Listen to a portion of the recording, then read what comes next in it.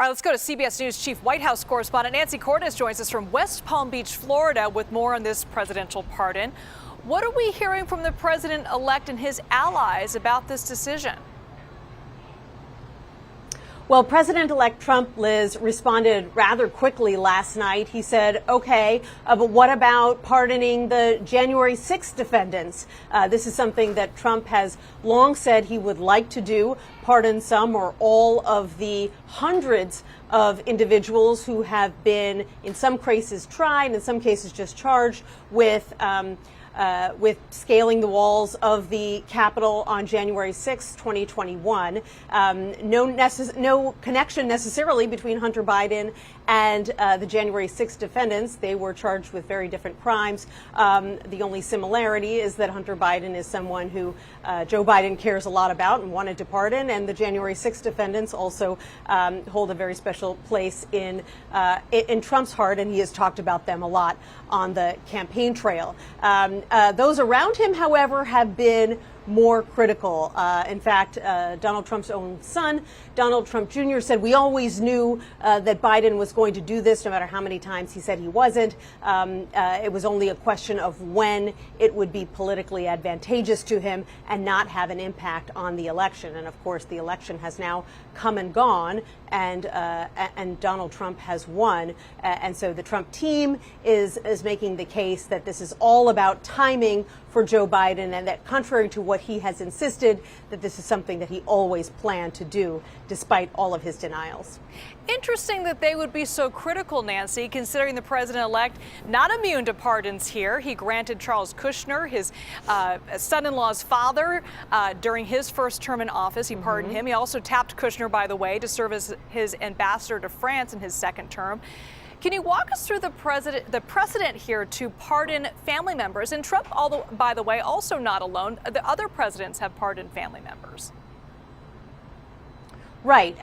It's unusual to see a president pardoning his son, but we certainly have seen presidents pardon close family members. Bill Clinton, for example, pardoned his half-brother Roger. Donald Trump, as you mentioned, pardoning Charles Kushner, who had been tried for tax evasion and other crimes, and now surprisingly naming him his ambassador to France, a really plum position that is normally reserved for top allies of a president of the United States. So it's certainly something that Trump himself has a comfort level with. And there are some Democrats expressing frustration here because they say, well, this now opens the door for Trump to pardon anyone he wants and justify it by saying, well, look, Joe Biden did the same thing. But you also have other Democrats, Liz, arguing, well, Trump was going to do it anyway.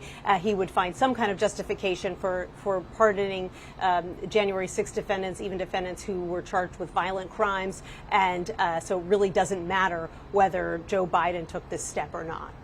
Before you go, Nancy, you're just outside Mar-a-Lago. 3 additional picks were announced for Trump's team this weekend. What more do we know about these people? Well, the one that got the most attention was probably Kash Patel this weekend, who Trump announced his desire to nominate for head of the FBI, notable for a few reasons. First, because the current head of the FBI still has 3 years left on his 10-year term. So this signals that Christopher Wray would likely have to either resign or get fired by Donald Trump, which is a pretty unusual move. Patel himself is perhaps not surprising to those who are in Trump world because he's a longtime ally of Donald Trump. He worked in several key positions in the first Trump administration, from the National Security Council to the Director of National Intelligence to the Pentagon. He is someone who has argued repeatedly that if he were to get this plum position, that he would use it to go after Trump's opponents and his critics.